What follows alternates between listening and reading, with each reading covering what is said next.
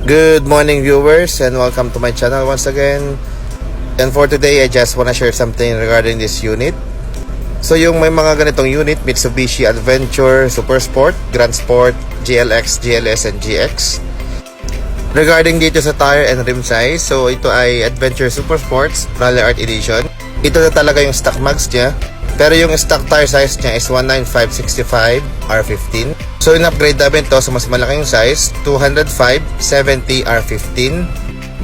Mas malapad, mas mataas yung goma, mas makapal, and mas maganda yung tindig, and maganda yung riding comfort.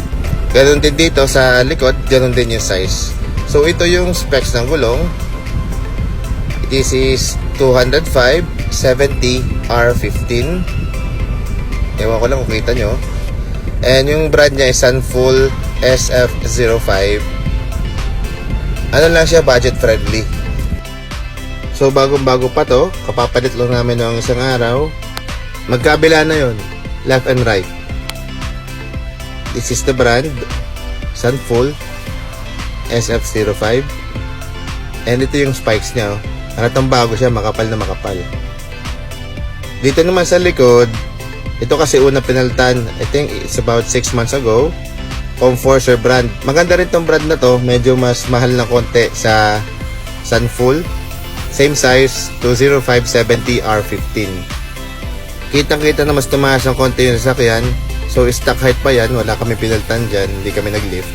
Yung spare tire niya, ganun din ang size. Okay, doon sa mga magtatanong dyan kung lalapat ba sa bumper, yung lapad, or sa mudguard, check natin. Mas maganda yung nakikita nyo ng actual.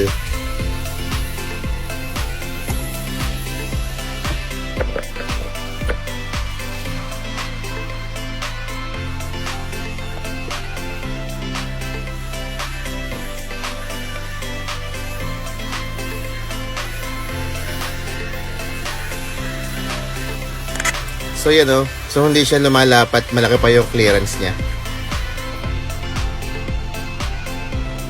Okay, as you can see, malaki pa yung clearance. So pasok na pasok pa ang gulong. Dito naman sa kabila, ganun din. Sagad na yung likong yan, hindi pa siya nalapat. Okay, ilikod naman natin siya the other way around. So sa may pakaliwa naman yung toy natin.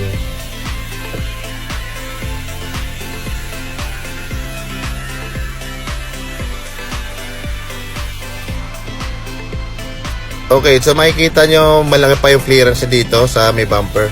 Dito naman malaki-laki pa, so hindi talaga siya lalapat. So pasok na pasok ang ganitong tire size sa mga adventure. And that's all for today's videos muna. Thank you so much for watching, and I hope nabigyan ko kayo ng idea regarding sa tire size. Don't forget to follow me on TikTok and Facebook, and also don't forget to subscribe to my YouTube channel, The Raceword TV. Thank you so much and God bless.